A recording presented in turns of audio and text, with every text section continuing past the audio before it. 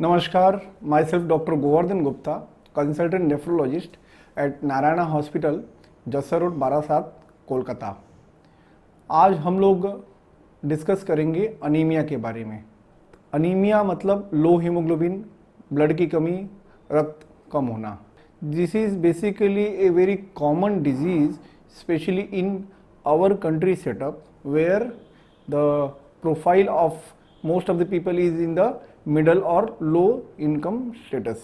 Because of nutritional deficiency, the anemia is very common, especially in the young female who are menstruating.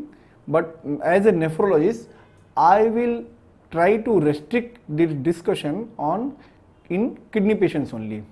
So anemia in the CKD patients too much common, and every alternate patient is having some kind of anemia, mild, moderate, severe, and almost a significant number of the patients, they have severe kind of the anemia where hospitalization is required. This part 1 session of the anemia, we will try to discuss regarding the causes of anemia, कि kidney disease वाले patients जो हैं उसमें specially ऐसा क्या कारण है जिसकी वजह से हीमोग्लोबिन एकदम से लो हो जाता है।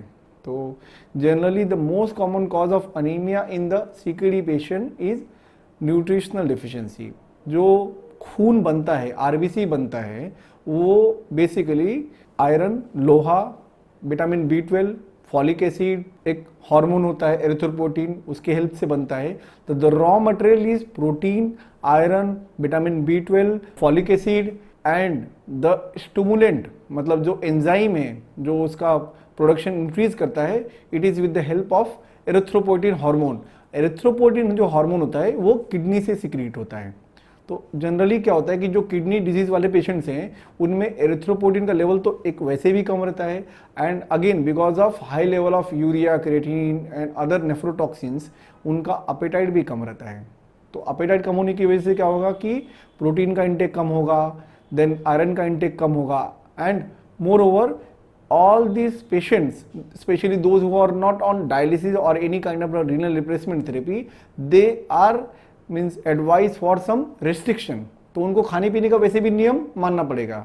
तो उसकी वजह से क्या होता है कि हम लोगों ने इतना सब कुछ खाने पीने का नियम अगर बता के रखा हुआ है तो पेशेंट का जो न्यूट्रिशनल डिमांड है वो वैसे कभी भी पूरा नहीं हो पाता है। एंड अगेन जो सप्लीमेंट्स होते हैं, आयरन का सप्लीमेंट्स होता है, विटामिन का सप्लीमेंट होता है, वो पेशेंट बहुत बार टॉलरेट नहीं भी कर पाता है। और मैक्सिमम पेशेंट्स में हम लोग इंजेक्शंस का जो रूट होता है वो हमेशा फिजिबल भी नहीं होता है कि हमेशा हम लोग पेशेंट को इंजेक्शन दे पाएंगे।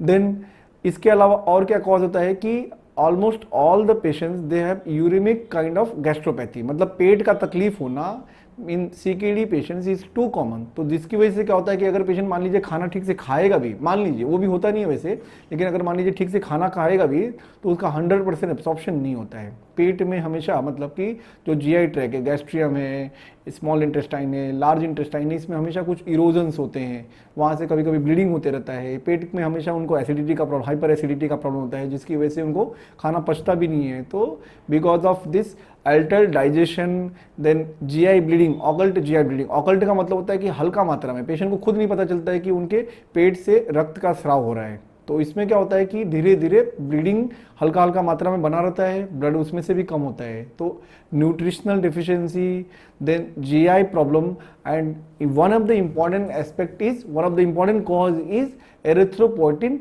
deficiency. Sometimes the deficiency of the erythropoietin is not absolute, it is relative, मतलब erythropoietin है लेकिन उसका यूटिलाइजेशन नहीं हो पा रहा है। Again all the CKD patients they have kind of, मतलब माइल्ड काइंड ऑफ इन्फ्लेमेशन, मतलब उनके शरीर में एक तरीके का इन्फ्लेमेशन चलते रहता है।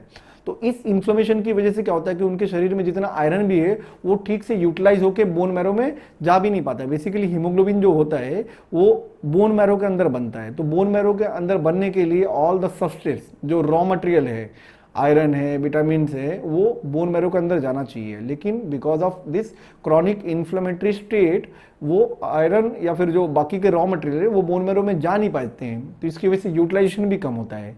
तो almost all the patients of CKD they become anaemic, and उसमें जो लोग न्यूट्रिशनल डिफिशियंसी के हिसाब से मेडिसिन लेते रहते हैं, कुछ इंजेक्शंस वगैरह लेते हैं, उनका हीमोग्लोबिन मेंटेन रहता है। लेकिन maximum number of the patient आप देखेंगे तो उनका mild level of the anaemia हमेशा बना रहता है। अगेन जो डायलिसिस वाले पेशेंट्स हैं उसमें क्या होता है कि उनको फ्रिक्वेंटली कुछ ब्लड टेस्ट करवाने रहते हैं या फिर ड्यूरिंग डायलिसिस थोड़ा बहुत ब्लड लॉस होते रहता है. Even this is important cause of anaemia in a CKD patients those who are on regular haemodialysis. Peritoneal dialysis वाले पेशेंट्स का भी थोड़ा बहुत हीमोग्लोबिन इधर उधर आई मीन ब्लड लॉस हो सकता है, but that is not very common.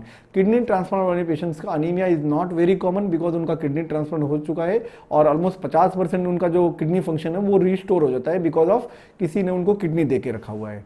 तो इससे उन दोनों सब्सटेंस में नहीं कॉमन है. लेकिन जो पेशेंट कोई भी रीनल रिप्लेसमेंट थेरेपी भी नहीं है, मतलब जिसमें कोई भी ट्रांसप्लांटेशन डायलिसिस नहीं हो रहा है, the patients who are on haemodialysis, उनमें अनीमिया इज वेरी कॉमन. तो we will continue this session in the part 2 form, anemia part 2 with the treatment regimens, जिसमें हम कॉमन चीज़ें डिस्कस करेंगे कि हम लोग अनीमिया को कैसे टैकल कर सकते हैं. Thank you very much.